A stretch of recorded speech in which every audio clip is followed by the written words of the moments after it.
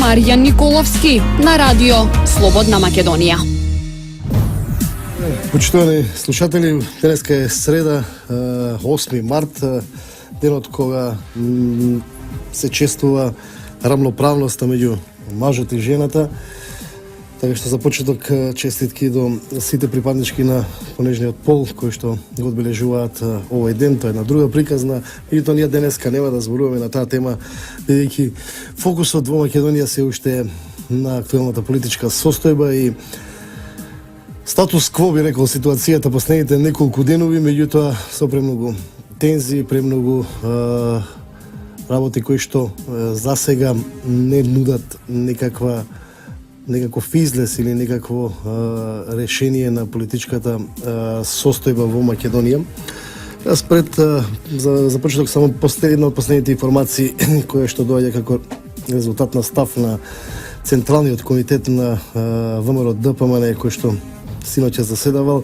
Во сообщението стои дека Централниот комитет на вчерашната седница донесол заклучок со кој извршниот комитет и партијата треба да продолжат да се спротивставуваат на обидите за редефинирање на Македонија од мултиетничка во бинационална држава. Не сме да се дозволи реализација и на останатите фази во процесот кои подразбираат менување на банкнотите, воведување на албанскиот како официјален јазик, кантонизација и федерализација, нови отпочнувања преговори за менување на химната, грбот, знамето како вовед во промена на идентитетот и името. Централниот комитет ја констатираше фактичката политичка состојба во која победникот од албанскиот блок партија одлучи да не коалицира со победникот од македонскиот блок, испраќајќи ги во опозиција, односно одлучи да ја изигра волјата на мнозинство македонски граѓани кои гласаа за ВМРО ДПМН и коалицијата за подобра Македонија.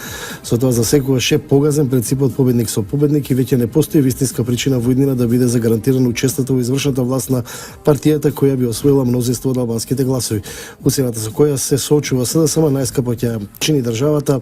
Стравот на криминогеното раководство на СДСМ дека ќе треба да задржи да издржува казни затвори доколку не формира влада, ги тера да прифаќаат секакви максималистички барања на штета на државата. Затоа Заев ја прифати и платформата од Тирана и Президоврски да ги реализира на штета на државата, стои во соопштението на Централниот комитет на ВМРО ДПМН. Во продолжение комитетот го потврдува ставот дека најдобар излез од актуелната криза е да се оди на нови предвремени избори. Тие би се одржале заедно со локалните, со тоа би се редуцирале трошоците, граѓаните би добиле шанса да се призназат околу платформата која беше донесена. Централниот комитет исто така констатираше дека помала штета доколку СДСМ доколку на СДСМ се понуди подршка за формирање влада и покрај тоа што ги изгубиле изборите.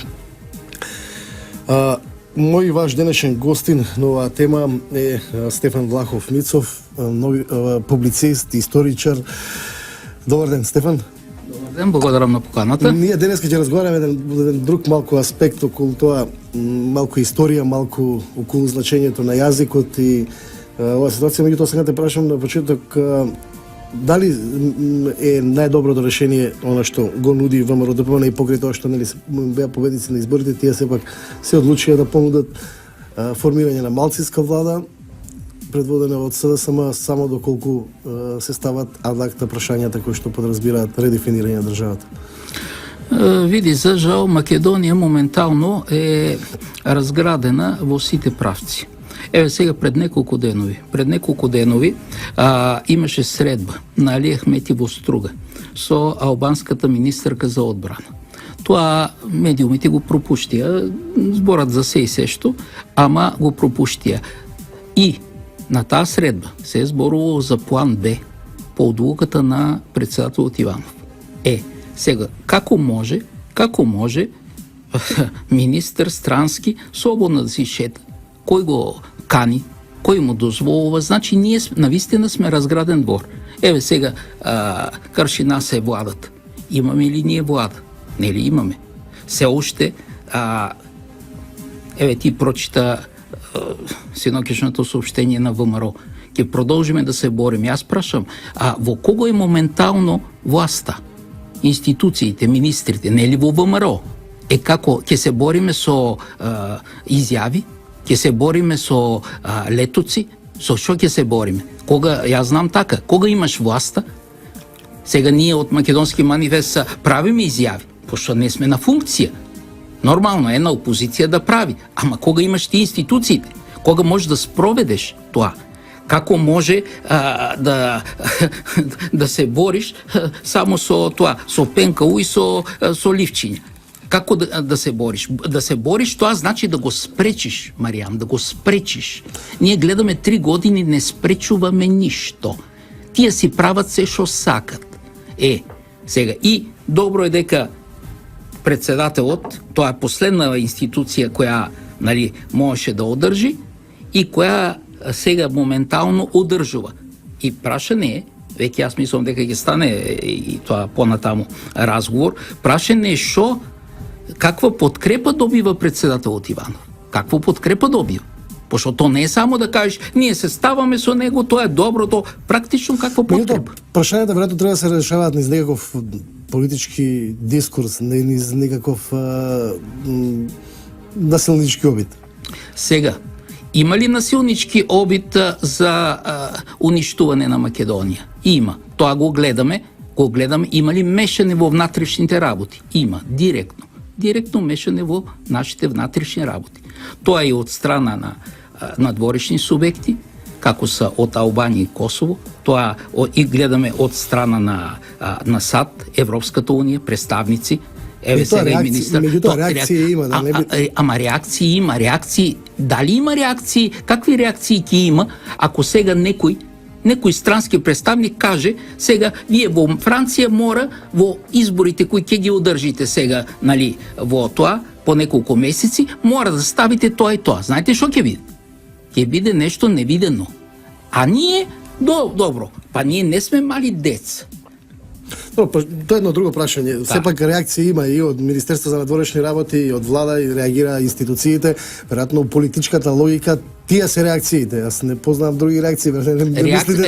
Реакциите се тоа да се престане со мешањето и да се каже на амбасадорите тука кои се во земјата, каква им е функцијата. И ако тие прекршуваат и Виенската конвенција, знаеш што мора да се направи. Прашањето им беше во насока на тоа.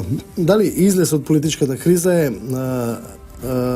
нови парламентарни избори, кои веројатно би требало да бидат со локалните избори, а до тогаш формирање на некаква малцинска влада со поддршка на ВМРО ДПМНЕ, како што тоа да го... Не. Види, тоа е замка. Ние мора да имаме избори, нови избори, но нови избори кои може да се поклопат, се разбира, и за да не се трошат пари со локалните избори. Но пред изборите мора, тоа е многу така нешто кое мора да не се попушта. Пред изборите мора да се направи попис на населението. И секој ќе каже, ама пописот е долга работа, така. Тие работи ги знаеме. Знаеме дека не е тоа.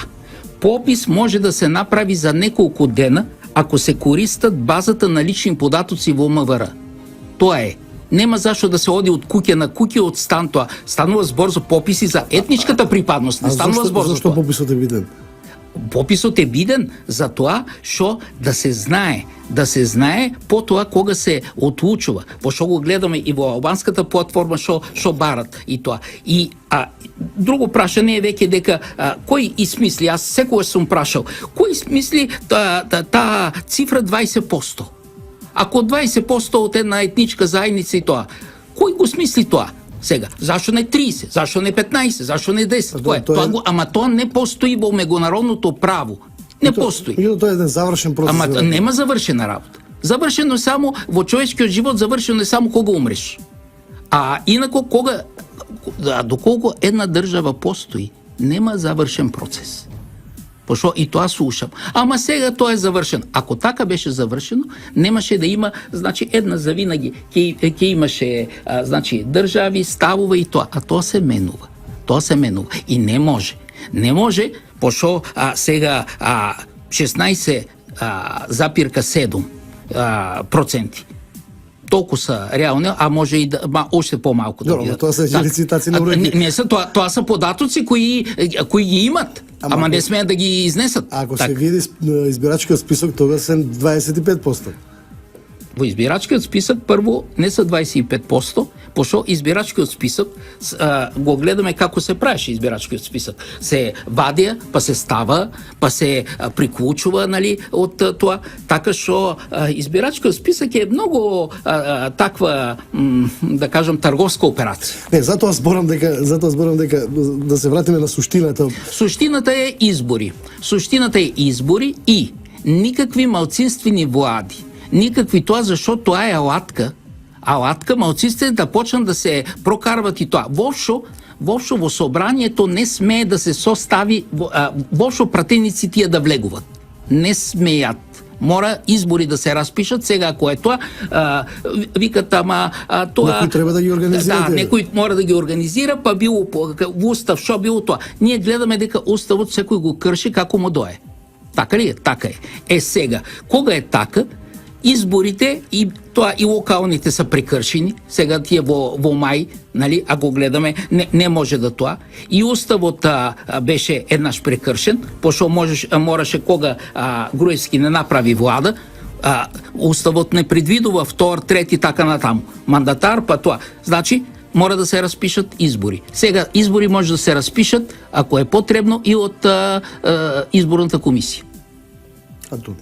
Избори распишуваат парламентот. Па избори распишува парламента. Државната изборна комисија добро, државната изборна комисија спроведува, тоа може председателствуваше парламентот и не е потребно да има председател на парламентот. Тој кој моментално председува, тој го распишува изборите и толку. Добро, како идеја за такви избори треба веројатно да има поголем консензус од сите партии.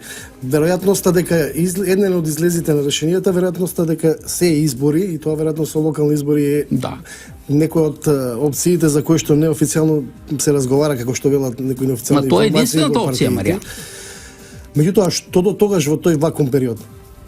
Што до тогаш? А сега, што до тогаш? Ние гледаме дека председателот Иванов имаше еден отличен потек со таа писмо кој го прати до САД, Турција, Европска унија и НАТО, затоа што ние знаеме.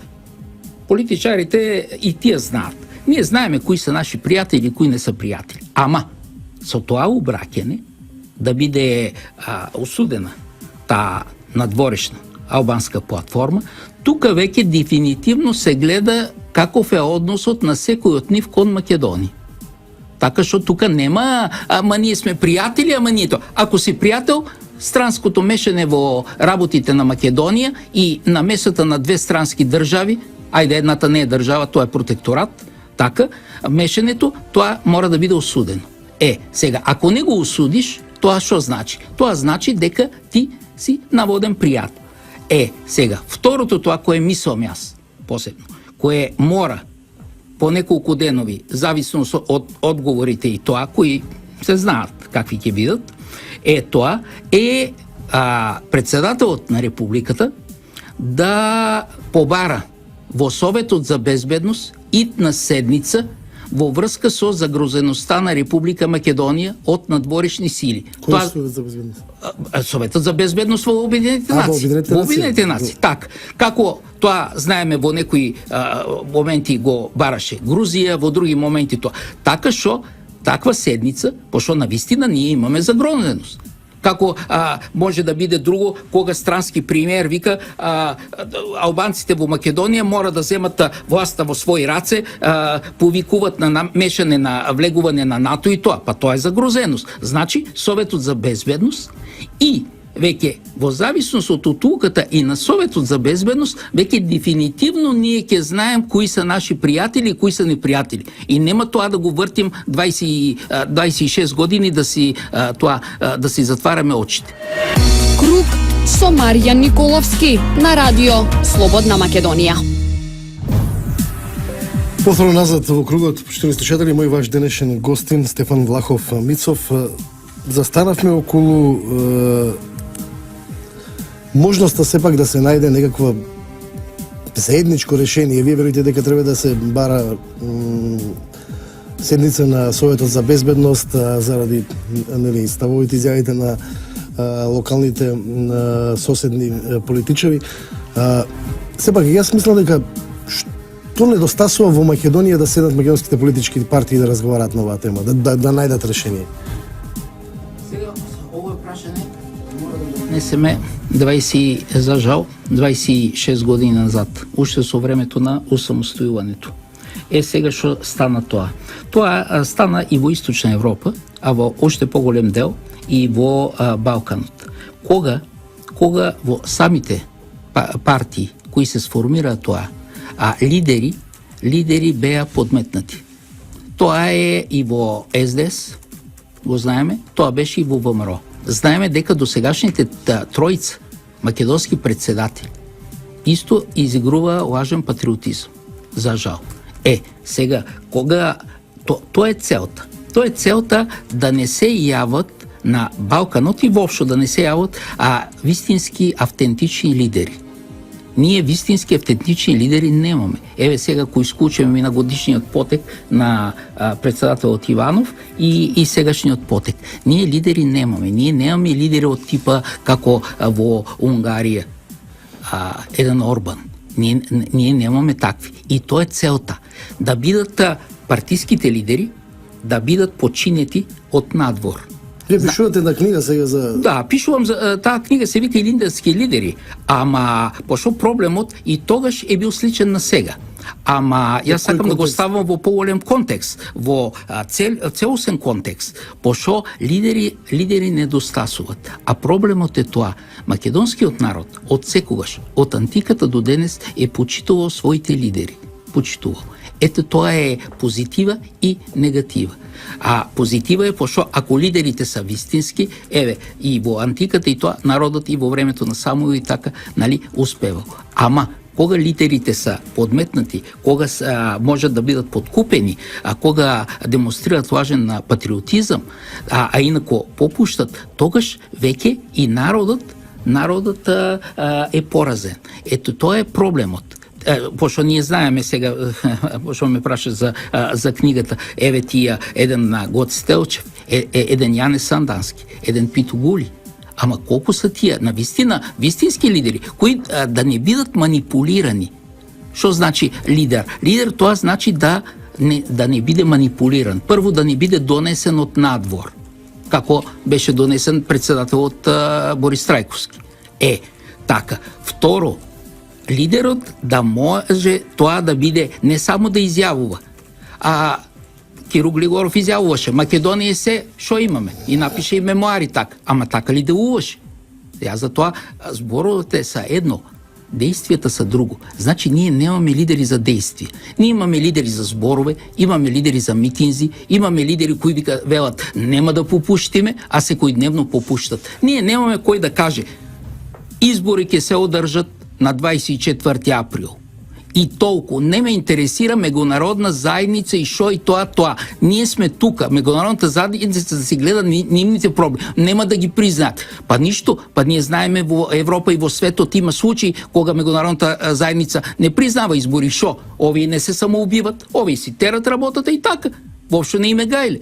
Што е тоа меѓународна заедница? Неколку се собрали таму во Европската унија, кои сега ќе ја прават на 4 скорости ќе одат. Со нив ли тоа? Ето тоа е.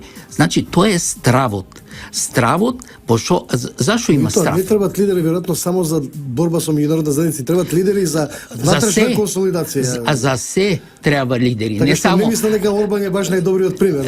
Не, јас мислам. Да речеме Бојко Борисов. Не, Бојко Борисов тоа е имитација, дека Бојко Борисов е, значи тоа е доволно цврст, но тоа е доволно цврст во внатрешен и доволно демократичен. Демократичен во наводници. Така. Ама инако во меѓународните односи Бојко Борисов е исто. Ето тоа е проблемот. Значи на тие лидери кои се стават, Бојко Борисов беше подставен лидер. Зашо беше подставен? Зашо тој, јас повеќе пати сум кажал, тој има во близина некаде околу 60 см досие во ЦИА на криминалец во 90-те години во Бугарија. Познат криминалец, тоа се знае. Тоа е истражувано, има книги за таа работа, така. Сега тие го држат. Тој игра по нивната свирка, пошо тие го држат. Тоа е целта. Целта да ставиш лидери во една земја. примери председатели тоа, кои, значи, со нешто мора да ги држиш. Пошто ако ти не го држиш, овој навистина може да ти каже, ајде јаси тоа.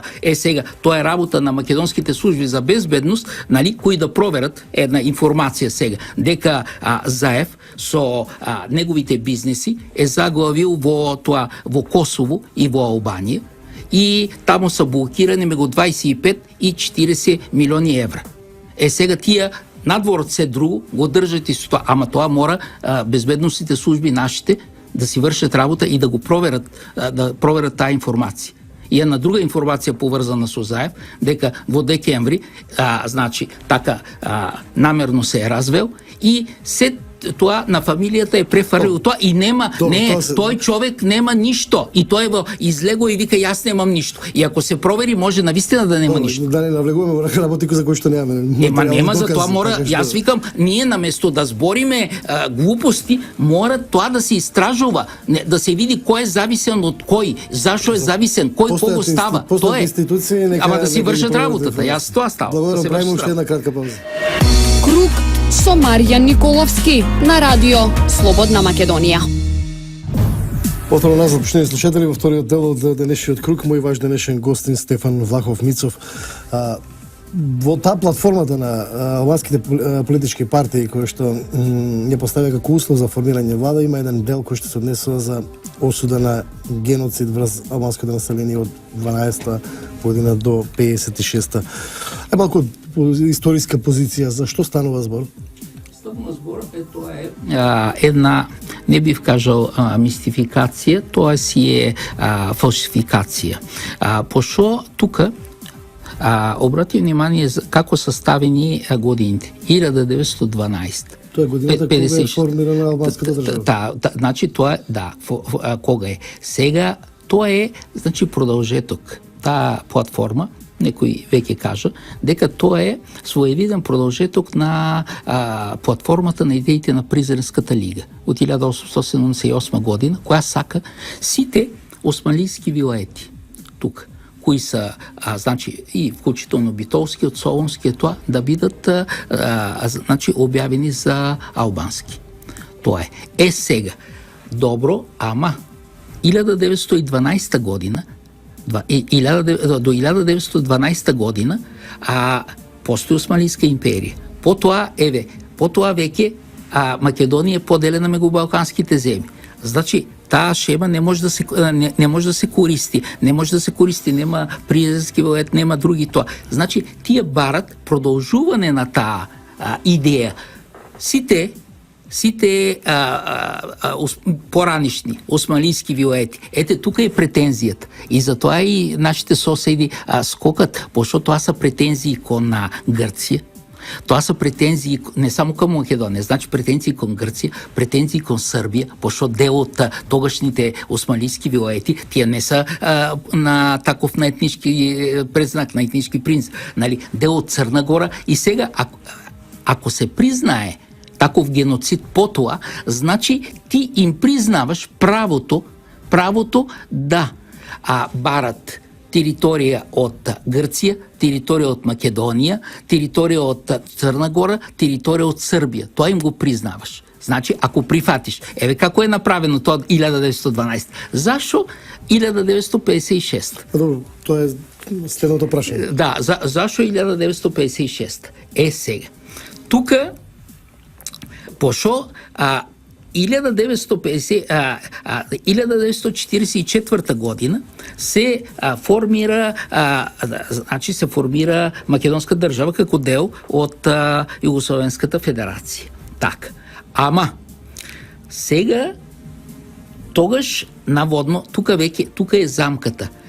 Значи, пошо тогаш знаеш до времето, до смртта на Сталин и како и тука нашите историчари велат, нали, пред да има малку попуштане, разведрување и така, има малку сталинистки систем во Македонија. Сега, тој сталинистки систем, тоа е, значи, независно дека, значи, по 48 година Тито се судира, нали, влегува во судир со Сталин, но тука има една административност и има навистина има репресии, но тие репресии Тие репресии не са посебно кон албанците, тоа са репресии, нали, кон македонци кои не прифаќаат тоа, кон сите тоа.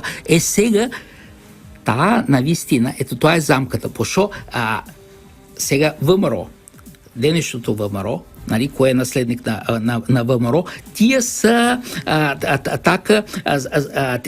тие имат штета од тој период, пошто са гонити.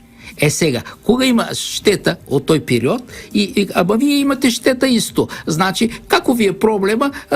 Значи да се објави геноцид и врз тоа, па геноцид и врз нас и така и така. Значи, да се отнесе на сметката на србите. Ама србите, и тука игра, пошто србите доминирали во Македонија, нали, наметнували, нали, тук. Ако постоел геноцид од 48-ма, условно кажано, да не биде геноцид, нека биде репресивни мерки врз македонско население. Ако тие репресивни мерки ги трпели и албанското население. Добро, ама тие не спорно за тој период. Сега тоа е проблем за тоа што албанците се одвојуваат од таа работа. Одвојуваат од таа работа, значи геноцид, тоа геноцид врз албанското население. Периодот 12-56. Значи геноцид врз албанцото. Се едно тогашната власт и македонска власт вршила посебен геноцид врз албанците. Нели? Кој е глупо. Сега да кажете дека не е споено со нема тука, не. И сега и другата замка, зашо така? Тоа е за да може. Еве сега ние зборувавме за пописот. И дека тие нема да испаднат толку. Еве сега, кога не испаднат толку, како? Па до 56-та имат директен геноцид.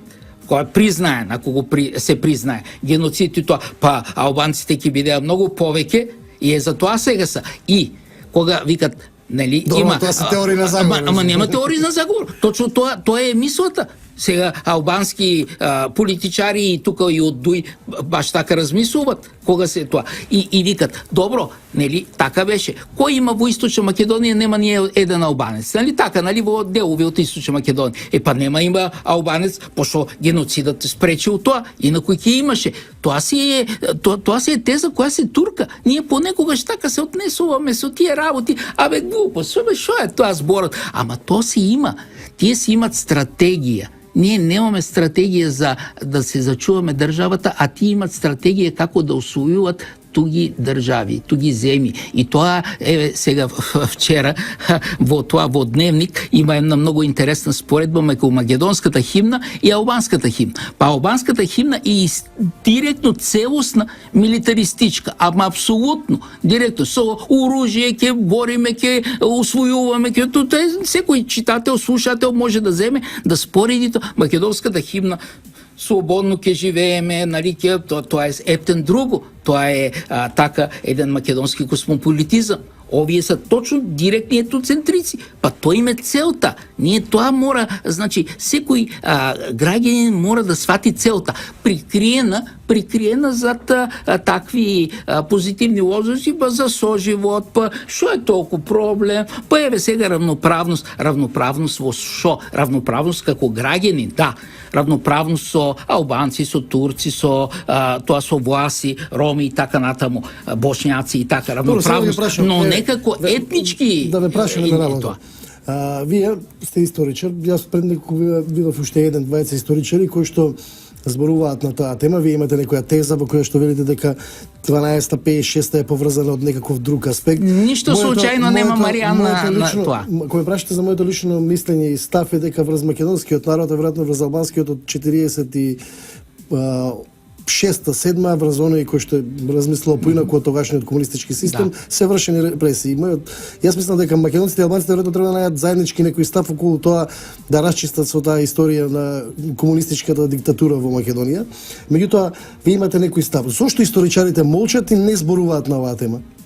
Тоа сега да прашам. Зашо историчарите молчат? Историчарите, за жал, молчат, пошто каде е Институтот за национална историја? Сега Каде е Институтот за македонски јазик и литература? Види сега, каде се институциите да ги објаснат овие работи? Да кажат дали имало геноцид, дали имало репресии, факт е дека имаме досија 250.000 досија во Македонија. Така, ама еве сега пред неколку во нив има и албанци и македонци има. Пред неколку денови директорот на военниот музеј, професорот Александар Стојчев, со документи докажа дека врз албанците нема никаков геноцид, станува збор како идентитет. Ама не од македонската држава, не од македонските власти. Ама има репресии врз македонците од македонските власти. Има, ама тоа са. Значи, тука мора многу така дефинитивно да ги разделиме работите. Тие сакат да кажат, значи да се признае дека врз нив како етнос, значи, сега ќе кажам, како етнос сакат да признаем дека има геноцид врз нив, како етнос, не како поединци има и врз македонци, и врз албанци, и врз турци, и така кои не се сложува, ама тоа не е затоа што етносот да... Да тргнеме платформата на страна. Добро, зашо сега... Прашањето, зошто македонските историчари не зборуваат на таа тема? За тоа шо? Значи, македонските историчари, за жал, сега може да ми наброиш ти некои познати имиња македонски историчари сега, а ти се пак знаеш од малку по-раншното минато, повеќе можеш да ми наброиш сега. Сега нема став. Нема став и јас ќе дадам еден пример. Еден жесток пример пошто тоа се пак може да каже некој тоа е комплицирана работа. Една некомплицирана работа. Во 2013 година, кога беше 110 години на Илинденското востание, во Институтот за национална историја доаѓа телевизија и барат, да се каже нешто 110 години Илинден. Тука веќе нема контраверза, нема тоа. Колегите се закучија во своите канцеларии, бегат. Шо бегаш? Шо те е страв? 110 години Илинден. Ајде, тоа сега контраверзно, може да се каже опасно. А шо е опасно е 110 години Илинден? Па ако 110 години Илинден, значи тоа е опасно, па тоа тука им е супер опасно. Тоа е за жал. Круг со Маријан Николовски на радио Слободна Македонија. Што сте слушали повторно во круг во финишот последните 5-6 минути од денешниот круг, мој ваш денешен гостин Стефан Влахов Мицов. Да се видиме направиме едно заокружување на денешната наша емисија.